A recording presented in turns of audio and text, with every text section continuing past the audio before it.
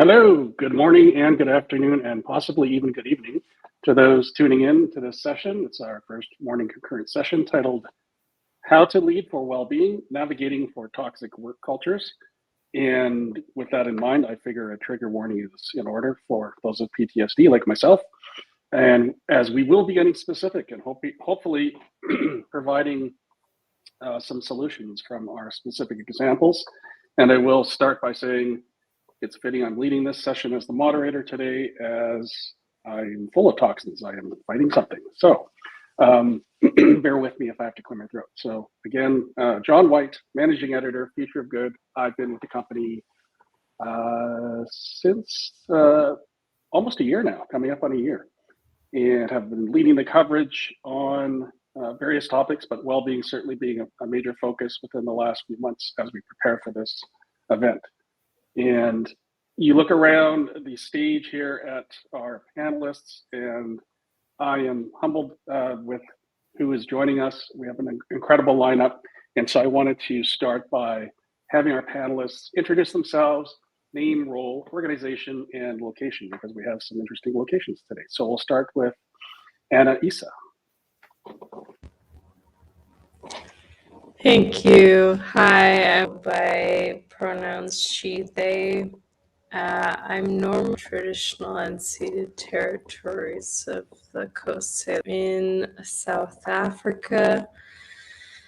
At GEMS, Gender Equity and Media. Excellent. Thank you very much. Next, Yvonne.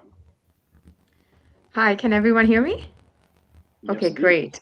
So I'm Yvonne Sanaya. I'm the CEO of my own consulting firm, Sanaya Consulting. Mainly my work is in community development, strategic leadership, and operational reviews with the DEI lens. And just so happy to be here to share some wisdom that I've accrued over the years. Great. Talitha. Hi, folks. My name is Talitha Tolles. My pronouns are she, they. I'm a queer Métis woman from the Viscera Longlad family line who were Drummond Island voyageurs, and I currently live in Bloomfield, Ontario, which is within Prince Edward County. And I work for Make Way Foundation. So I'm the Senior Manager of Learning and Wellbeing, and I'm very excited to be here. Thanks so much for having me. Thank you very much. I could have mentioned that I'm from the Red River Métis in my introduction. Next, Gulnaz. Hello, everyone. Thank you very much, John. My name is Dr. Gulnaz Gonaragi, pronouns she, her.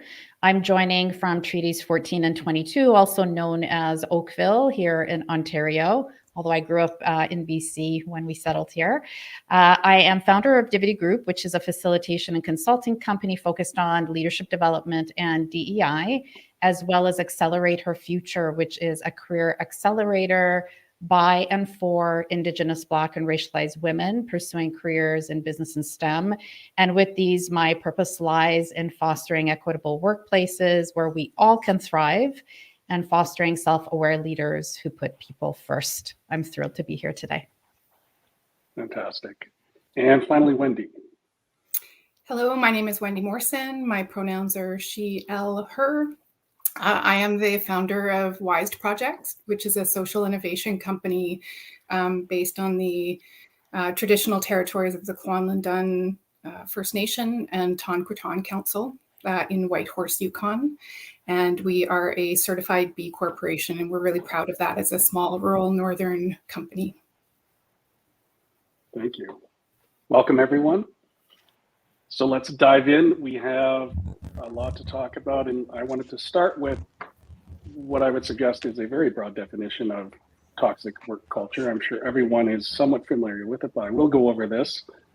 And so what I cobbled together was a toxic work culture is a company environment dominated by practices, policies, and management styles that perpetuate unhealthy habits and conflicts among team members.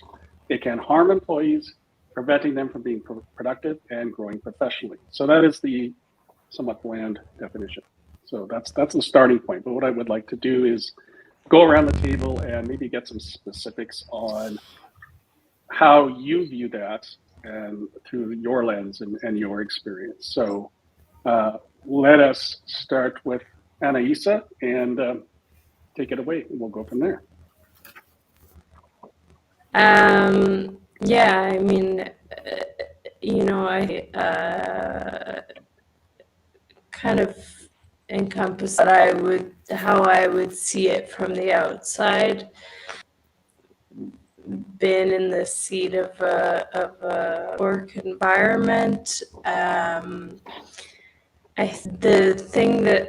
part that I would say is maybe missing and carries with you outside of work, and it's a workplace that can cause an experience that doesn't just workplace window. It's something that's well beyond than I'm with that company. So I was in a toxic work environment, and it has greatly leader.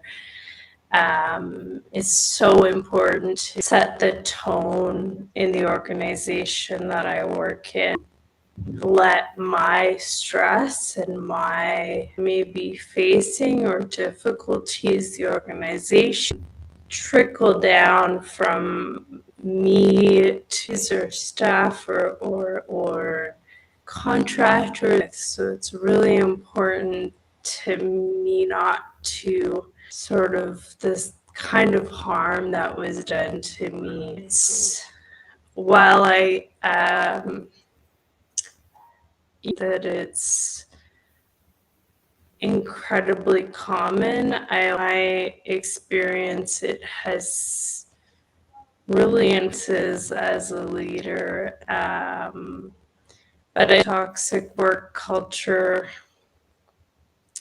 it's not just a culture that does damage well after you leave. So it's not quit or go home and impact individuals well beyond that.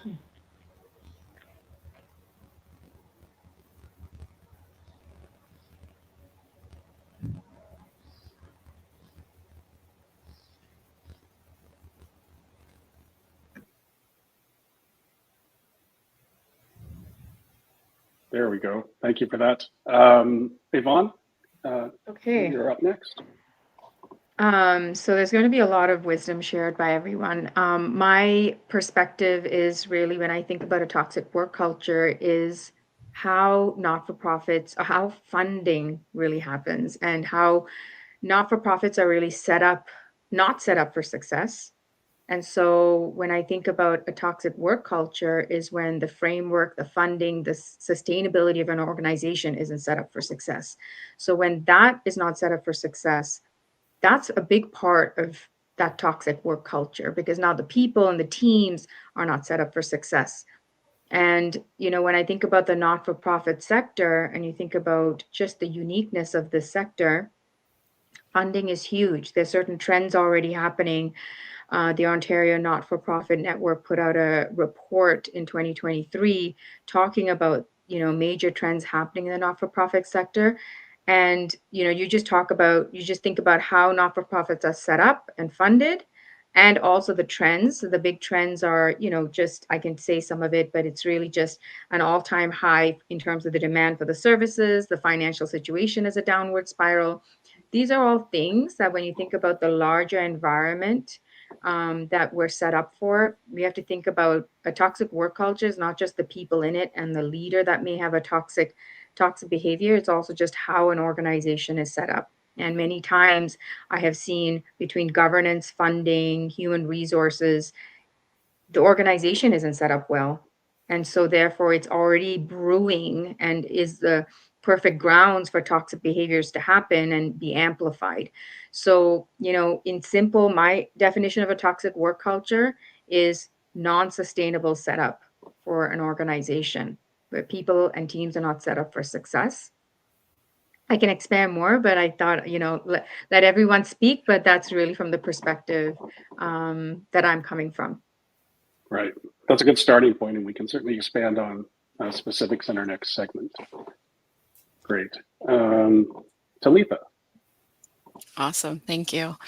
Yeah, my definition of a toxic work culture has really been shaped by my specific experience as a queer Indigenous woman who has often worked within many different white-led organizations. But I've also worked in Indigenous-led organizations that have similar experiences. And so much of these toxic behaviors that we see in the workplace, they are often driven by white supremacy culture. And this can look like urgency, perfectionism, individualism, the need to be professional, and so many more examples. I could go on for a long time about that. But all of these behaviors and examples, more often than not, leave staff feeling stressed out, undervalued. They lose their creativity. They often become fearful of repercussions or losing their job for speaking up about how they're feeling, or what they're thinking or experiencing. And so, in my particular experience, white supremacy culture and the actions that we take that perpetuate it, really, whether we're aware of it or not, are the direct contributors of a toxic workplace culture. And so I'm an action person, and what I try to do is there are always questions that I'm kind of asking myself. I'm also a white presenting Indigenous person, and so I know that that makes my experience slightly different than other folks, and I'm very aware of my privilege and my power and how I use that as an accomplice to other marginalized folks and racialized folks that I'm working with in a workplace. So the questions that I often ask are, how much space am I taking up, and should I be taking it up? How is my opinion being informed? Whose voices and opinions am I listening to and prioritizing? And the third is, what can I do to be an accomplice for my Indigenous kin, but also Black folks and other people of color within the spaces that I'm operating within. I'm very relating to all of that scope that you covered.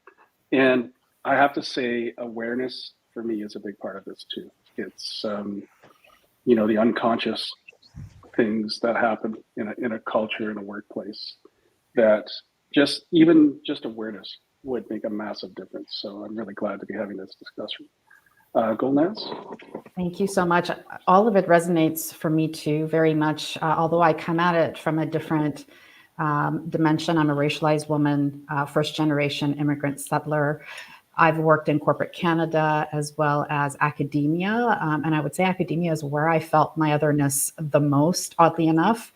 And I've worked predominantly in white dominant spaces as well. And I also recognize that I am white presenting, and that carries privilege in itself in some spaces. So where I come at this work is really through the lens of intersectionality, as much as the history that we have, not only in this country, but also when we think about our racialized immigrant population and employees. Most also come from, at one point, 85% of the world was colonized, and many are coming from formerly colonized places as well. So it's complex. And I would say from an intersectional lens, my work and my interest in this topic specifically looks at Indigenous, Black, racialized women and our experiences, although quite different in workplaces, and how, number one, leaders can really impact the experiences that we have in organizations. So when I worked in academia, I reported under 3 different leaders in my department, and with one in particular, the experience was incredibly harmful and challenging, where there was a lot of leading by fear and whatnot. So those in positions of power and decision making really do make a difference. Secondly, from an intersectional lens, if we look at workplaces, they have worked for some, but not for all.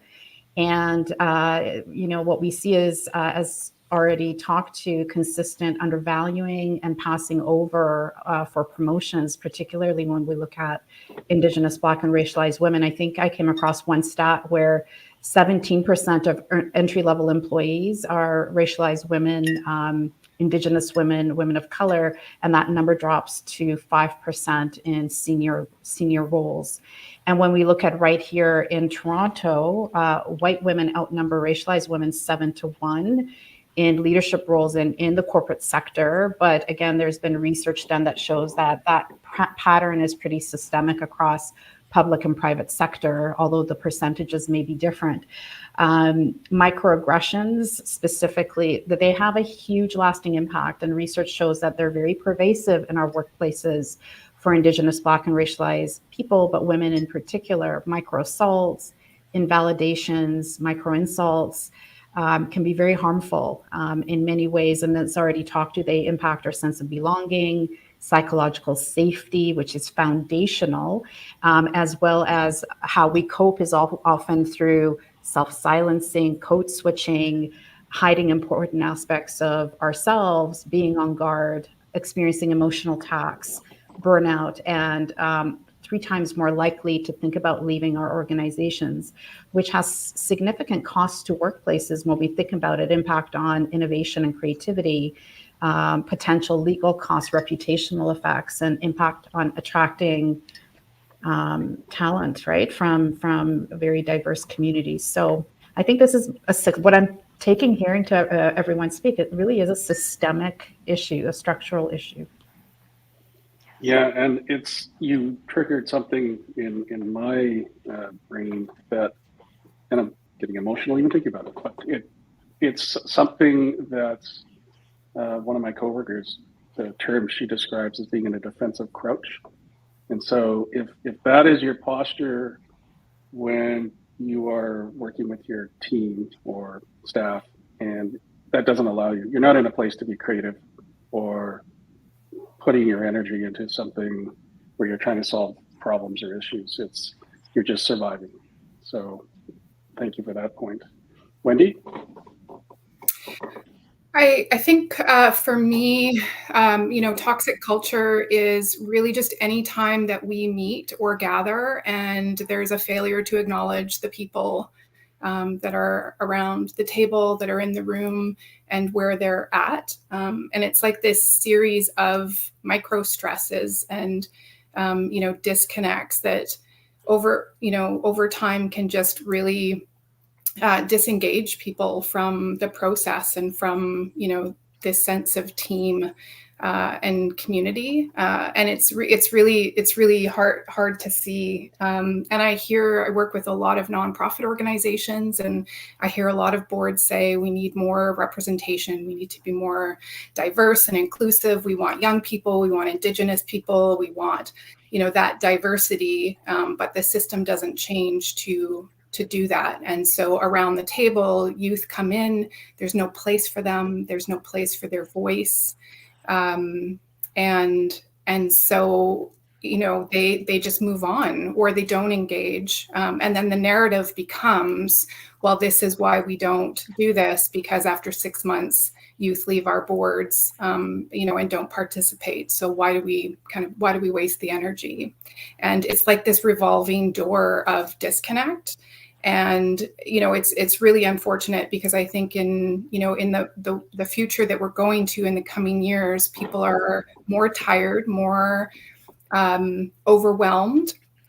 And, there's bigger crises that are on on their plates. And so if we don't actively engage the people in the room, then we're going to lose them from this work.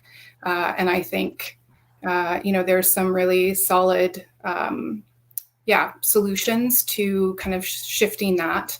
I'm excited to kind of hear to share what I've learned in that area, because it's what excites me about the future and connecting with people. And that sentiment is already connecting with our audience as we're getting comments. Thanking you for that framing. And Anahisa, I think you wanted to also add in on this topic. Can you guys hear me now? Yep. I think I was cutting out a bit earlier. I appreciate everyone's thoughts too. I think it's really great hearing from folks, from different parts of the country and in different, working in different capacities, facing similar issues and being aware of them. One of the things I wanted to kind of bring up briefly is just how, as someone who's kind of come up in many different cultures, that workplace doesn't begin and end in the workplace. It does affect human lives outside of it. So I think it's important to also kind of decolonize that notion that what happens at work stays at work, because it is a reality that people take that stuff home, and they're human beings. And when you're traumatized in the workplace, you're traumatized for life. You're traumatized for, you bring that trauma home to your families, and you might perpetuate that trauma on your kids or on your siblings or on your family in some way. So it's really the responsibility of a leader, I think, to try and prevent that from happening, and to really see their colleagues, their staff, their employees, their board members, everyone around them as human beings whose the impact of the workplace goes home with them and perpetuates throughout their whole lives. And I myself, like you, John, have experienced some challenges in toxic workplaces in the past, and I've worked really hard to make sure that ends with me, and that it doesn't then become a cycle. Yeah, you often hear friends of mine who are parents talk about the entrenched parental behavior that is learned and shared. And it's a very similar approach can be taken as you become a manager in a workplace, and, this is how I was treated, so that's how I'm going to behave. But just having these discussions and creating that awareness, I think, is extremely important. So excellent point. Thank you for that. So as mentioned, we are going to shift gears now and look at some specifics, and also hopefully provide some potential solutions, or at least pathways to work through this. And I think awareness is definitely the first step. So let us now go around the table again and talk about some specifics. And we'll start with Anissa. Sure. I think this has kind of been touched on even in the previous question, but to me, when I think about nonprofit systems, I see just an inherently flawed kind of setup, definitely in Canada and probably outside of there. There are a lot of inequitable structures and colonial structures that are kind of built into that system. One of the frustrations that I face in our organization is that board members can't be compensated for their time. And I think that varies around different organizations, if I'm not wrong. But I think it's incredibly challenging when you want to have a board that's, as was mentioned before, that maybe includes folks from different backgrounds, and is diverse, and has people from different social backgrounds, but also maybe different ages, different levels of experience. You want to have representation of your membership or of your community. And it's really hard to achieve that when you're not able to compensate folks. They're bringing something to the table. They're bringing something really valuable. And it's really, I find it actually quite difficult to ask for help from my board, because I always feel like I'm a burden, or like I want to keep things so brief and like really use their time so effectively, because these are people who are so valuable to me. But at the same time, I don't feel good about unpaid kind of transactional work. I don't know. It's a thing that I really struggle with. And I'm curious to hear what others think about it. And then in terms of navigating the sort of toxicity in a specific example, I think when I started in my current role, there had been a really toxic environment in our workplace just before me. There wasn't really any clear way to determine what had happened or how it had happened. But when I started, it was very clear to me that the folks I was working with were very guarded, very uncomfortable, not very willing to share, not very willing to trust. And it took a lot of time and patience, not patience in the pedantic kind of sense, but just kind of understanding, I guess, and space, and curating a space that felt safe, and really trying to create a space where I was leading with empathy, but also allowing for myself to understand that my trauma was now informing my leadership style, and that what I had been through, I knew that had something in that vein had happened here. And so it was really important for me to make sure that whatever trauma was there, that I was holding space for that and making sure that the people I'm working with understood, that I was there to try and correct course and do my best to not ignore the fact that it had been a challenging experience for them in the past, but also, and not to ignore as well that, like many nonprofits, we weren't paying people nearly enough. It wasn't nearly a stable enough position for anyone to be going through any of this. So it was a lot of just, it was just steeped in so many issues. And as an organization that's preaching gender equity, it was really important to me that we start from the inside and try to do our best to, let's start with making sure that we're prioritizing, the equity of the people here in our little circle, and then we can, branch back out. And this was all happening during just a year full of change for our organization, with a rebrand and a name change. And so I took that opportunity to also kind of try and drive home the idea that we're also rethinking our values. We're also rethinking how we communicate. We're also rethinking what this place stands for. And in that way, kind of trying to empower the staff that I work with by saying, there is room here for you, and there's room here for you to be yourself, and there's room here for you to question my approaches. Let's do that. Let's make it a safe space. And vice versa, I think it has become a safer place for me to work. And what started as an interim role, I became desperate to hang on to, because I've never been in such a great work environment. So I've never been in a work environment where I felt like I could really influence the culture to be what I really want in a workplace. And I think that that's just a place where I can unapologetically be a disabled woman of color and take up that space. And I think others on this panel can definitely probably speak to that. That's very inspiring to hear, that kind of transition and recognition there. And there's a couple of themes I saw there that others could probably expand on in their comments, but one that I've been thinking about for a while now is there's always been a potential for toxic work culture. How much did the pandemic impact that through working from home, from remoteness, from lack of those in-person cues where you can feel a person's energy rather than having to read their Slack message and say, what do they mean by that? Wait a sec, that seems like that's passive aggressive. So all of those things compounding that, and it's easier to withdraw and assume the worst. So just something to think about, whether that's something that's an impact and how we can work through that. So let's go to Yvonne next. Hey, I have so many thoughts buzzing, so I'm gonna try and focus.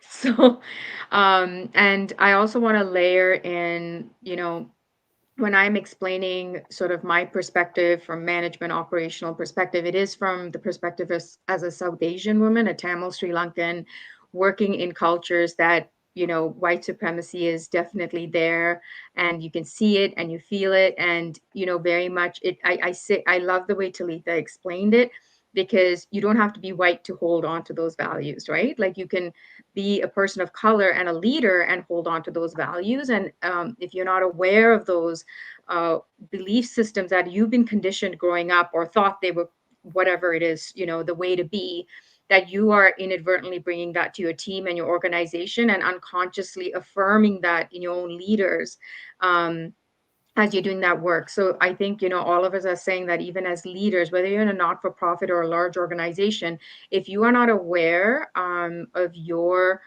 behaviors, your own toxic behaviors, and your conditionings, then you yourself are part of the problem, right? And if you cannot sit there and blame everybody else when you're not willing to do the hard work. And it's hard work. It's disgusting work when you realize that, oh my God, I can't believe I was part of the problem. And then you unpack that. So I'm going to leave some of that for Talitha because I think she vocalizes that really well. Really, I'm going to come at it from, I spoke about how funding structures and things aren't set up for success. And you layer in leaders who are not aware of their own belief systems and reiterating white supremacy belief systems. It's like it's a no-win situation. So being a leader within large institutions, government institutions, what I've had to learn as a leader, and I'm just going to say it sucks to come to this realization. And there's this proverbial term that I had to learn growing up with mentors. Yvonne, shit rolls downhill. And I'm like, what do you mean? And then when it really comes to life, I'm like, oh yeah, shit does roll downhill, right? And if in the top layer, funding, leaders, senior leaders are not making the changes to structurally and as leaders to the core setup, healthy work cultures, as a leader within that system, it's very hard. Okay. So I would even say as a leader, if you are in a toxic work culture, one, work on the parts that you're contributing to, but also set your own expectations about that culture from your level up changing, because it's almost like you almost get overly stressed trying to change that. And you may be also a target when you try to make those changes, because you don't actually know who's holding to certain belief systems. You don't know that. However, what I'll stay on the positive as a leader, when you know you're in that system, you can do so much as a people leader for your own team. And I have been in spaces where I had to reflect on my own behavior. Why am I reacting when that person says something versus another, right? Like you start pausing, going, oh, I need to do some work. And then you have one-to-one. I find one-to-one meetings with your direct supports to unpack some things, get to know the personal along with the work, are the ways I work as a leader. So, I'm tough and loving, warm and competent, that balance, right? With your team. So they feel psychologically safe with you to say anything, to you're empowering them to say anything, whether as a leader you disagree or not. And I think the litmus test as a leader, when you're part of now creating psychological safe spaces and really trying to combat toxic work cultures, is have you created the safe space for your own teams? If you are reacting and you feel like people are walking on eggshells just to propose an idea, you're part of the problem, right? And so you have to start there. Now, we're all in community work, we're advocating for community. And I'm going to give from the perspective, if you're a community advocate within a large institution and you already recognize white supremacy belief systems, I would say temper your expectations. It's not something that's going to change over time. And I would actually say that at that point, to have some self-care for yourself, because setting those high expectations in large organizations as a community advocate, you're set up to fail. And I wish I had better news than that, but you are.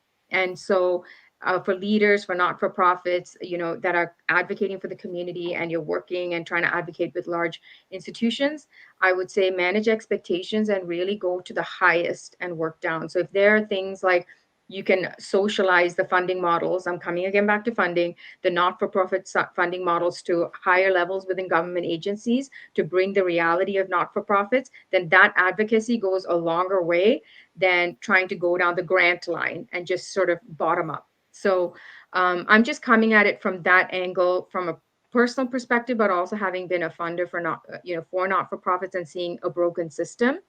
And also leaders and team members who are trying to do the community advocacy work in a system that is extremely oppressive and doesn't set up not-for-profits for success. I'm going to say another thing, which is a reality for all of us, and I want to pass it off to all these amazing speakers, is that we are all change makers. Those of us listening and those of us who are speaking. That's why you attended this session.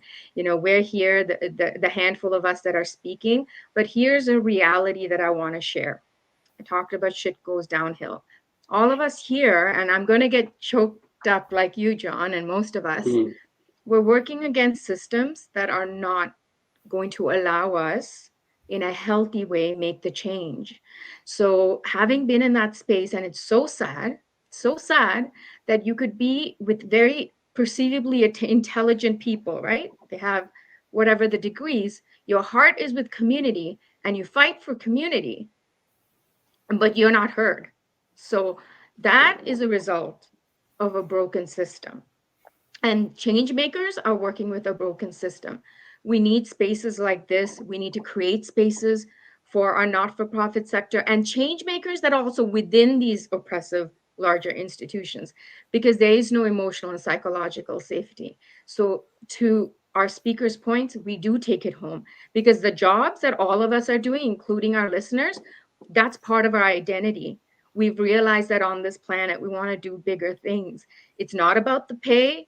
We're trying to make some changes for our communities around, and also the communities that I don't even represent. I'm not actually part of the Black community and the Indigenous community, but know enough that you don't need to be part of that community to advocate for that community.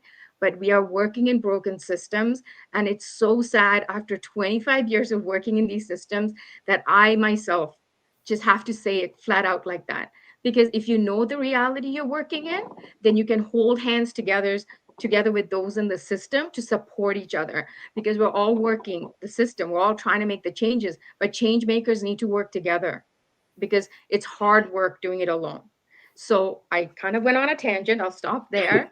It's because it's a broken system from a funding perspective. So we have to create psychological safe spaces for our team and work within, what we have control over, so we don't continue that pattern on. I took several notes there, and things I want to actually build on myself. So super practical advice, and I appreciate the vulnerability there too. Let's go to Talitha next. Thank you so much for that, Yvonne. That was so incredible, and I think resonates so much with all of us on this panel, but all of the people that are also tuning in and part of this summit. And just thank you for sharing that experience and saying it in the way that you did, because sometimes it does need to be said in that way. So thank you. And as someone who is still quite young and started in the charitable sector at age 20, I have a decade of experience doing this, now being in my 30s. And that means that, I've gone through some toxic environments, and I've gone through some trauma from being young and impressionable, being neurodivergent, being queer, being Indigenous, all of these different check boxes that I am. And I have been asked, to kind of break myself down into so many other pieces, but I'm not doing that anymore. You get what you get, and you get who I am as a full, complete human. And so I've learned a lot as I've kind of moved through, and I've had incredible mentors and people beside me. And in the work that I've been doing, really it has focused on learning, development, wellness, all of those good pieces.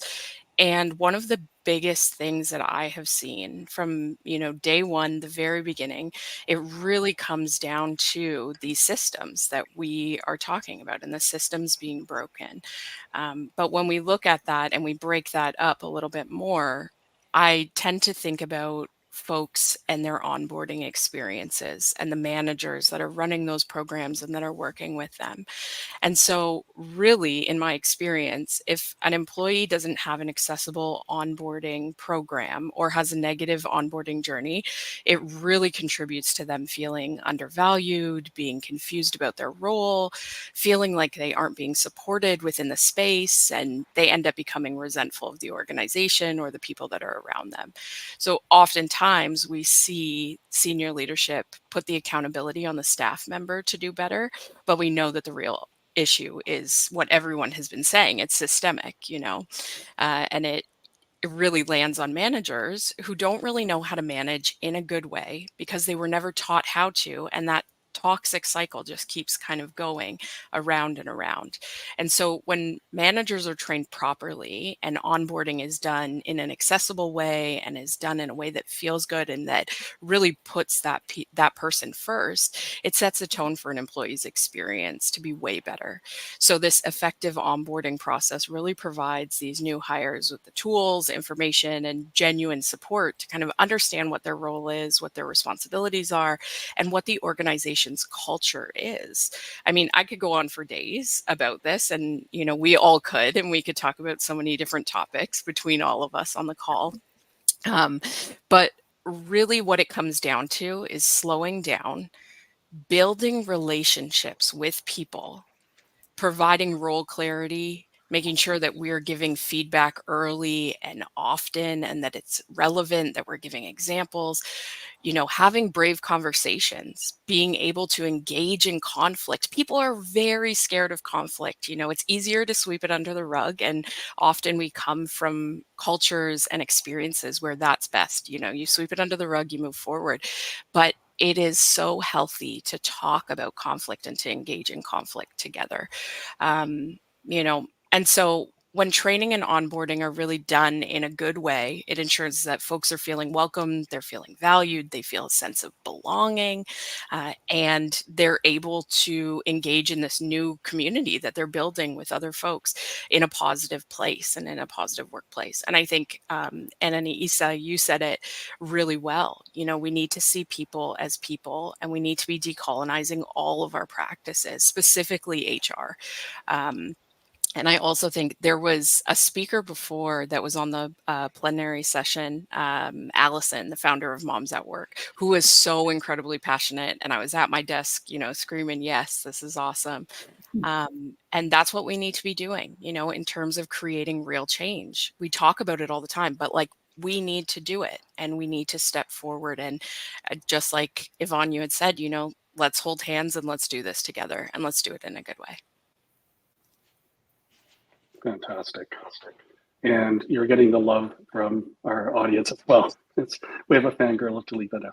I'm going to quickly turn it over to Golnaz. I saw you nodding a few times quite emphatically during her comments. Thank you. I mean, such goodness. Thank you, all of you, for saying truly what needs to be said. And I won't repeat and try to add something new. I think it was Yvonne that talked about how oftentimes our voices can be invisible in these structures that are deeply broken and were never designed for us, period. And I wanted to specifically hone in on that and then focus on people leaders and managers as well, like Talitha did. That's where the responsibility belongs.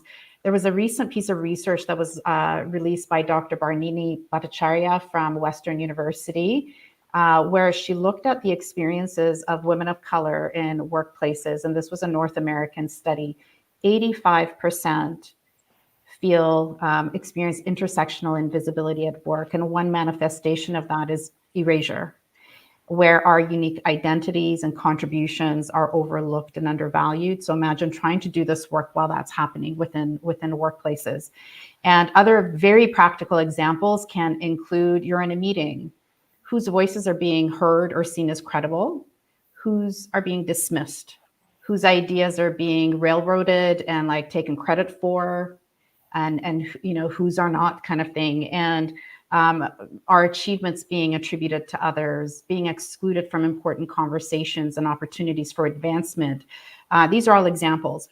And Talitha, thank you for calling out managers and people leaders as really essential to this conversation, because they do play a significant role in making or breaking the workplace experience, in our experiences with civility in the workplace or toxicity in the workplace. Ultimately, this is about systems and structures, but I want to focus on those micro moments where we have those critical choices when we're human to human interacting in our workplaces and in these structures. So I came across a stat where close to 60% of people leave their jobs because of managers and their toxic behaviors that cause harm. And so, John, you honed in on awareness. I think for those that are listening that have people leader responsibilities, it often starts with that and doing the inner work. As Yvonne said, it's hard work, but it requires us to put our egos aside and remember that deflection and blame shifting are toxic leadership behaviors that we really need to put aside. And it requires being self-reflective, practicing self-awareness, and creating those opportunities for feedback from our people and really listening to the experiences that they bring. Number 2, acknowledging the toxic behaviors and actually thinking about, we always talk about intent versus impact, validating the impact. As leaders, as white allies, as bystanders, we all play a role. And then lastly, accountability. I just don't think we have sufficient accountability in workplaces that put the onus on those that have decision-making power to behave in certain ways, and ultimately, creating, using, for example, engagement surveys, psychological safety surveys to actually do better as leaders and as places. So I'll stop there.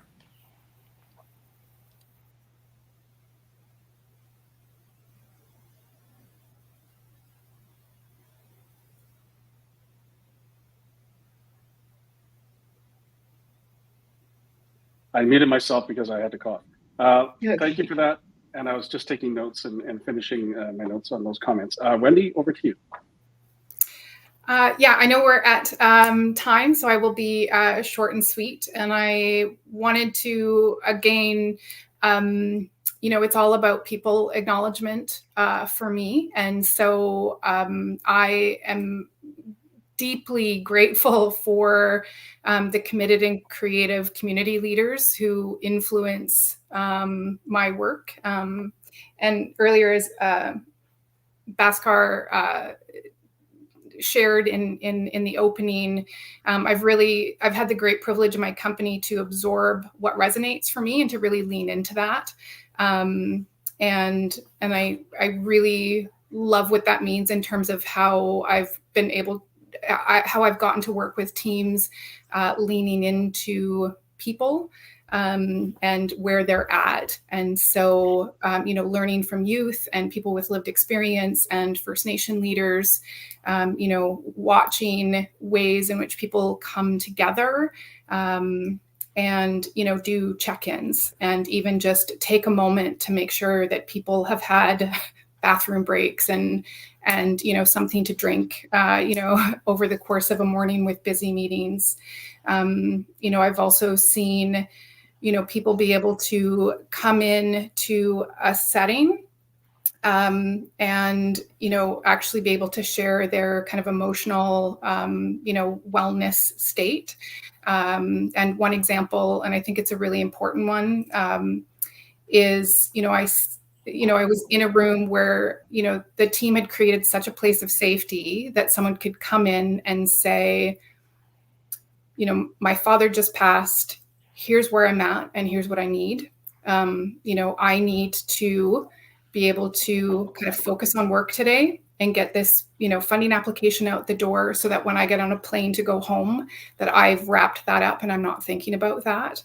And the whole team just rallied to kind of support that worker to kind of get what they needed in that moment and move, and it was a really beautiful thing that had come from layers of trust being built. And my last point, because I don't want to take up too much overtime, but I think one of the learnings that I most value is this idea that we need to come together and celebrate. We need to share meals, and we need to, even if it's just a remote meeting where we all grab, cups of coffee or tea, and kind of lean into those conversations, as was said, that relationship building and that slowing down of time spent is really critical. And we need to celebrate each other and the work. And I think that's what's going to help us, create a place of moving away from toxic environment. Thank you so much for that. Super practical. And it's a nice summation given a lot of the commonalities were creating that safe psychological space, having the awareness as a leader to know that that's important, being able to recognize our own trauma that we're bringing to our situations. So fantastic panel. I want to thank everyone for your time and your honesty and vulnerability, and it meant a lot to me, and I hope it did to our audience. So really appreciate that. Make sure to check out our brain dates as well. Some similar topics happening there as well. So thank you.